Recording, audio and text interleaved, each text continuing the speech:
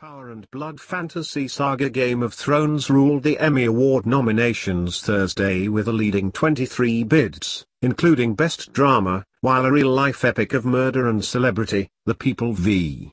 O.J. Simpson, was close behind with 22 nods.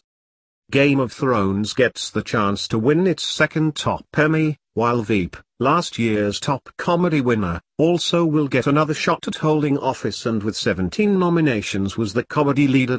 Breakthrough nominations include a Best Comedy Series nod for sophomore Blackish, which brought the African-American family sitcom back to network TV, with bids as well for its stars, Anthony Anderson, who announced the awards Thursday and read his own name with glee, and his co-star Tracee Ellis Ross. They were among a number of black actors recognized by TV Academy voters, who have started to keep pace with TV's growing diversity, in sharp contrast to Moviedom's Academy Awards, which were slammed as Oscars so white this year.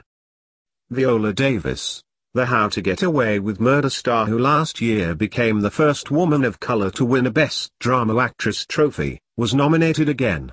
So was Empire star Taraji P. Henson. Aziz Ansari received a lead comedy acting bid for his series Master of None, a first for an Indian-American actor.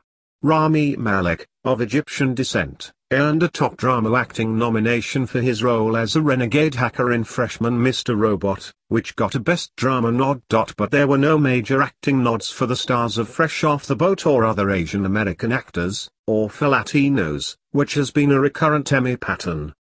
Game of Thrones and Mr. Robot will compete with Better Call Saul, Homeland, House of Cards, The Americans and Downton Abbey, the last a nod for its farewell season.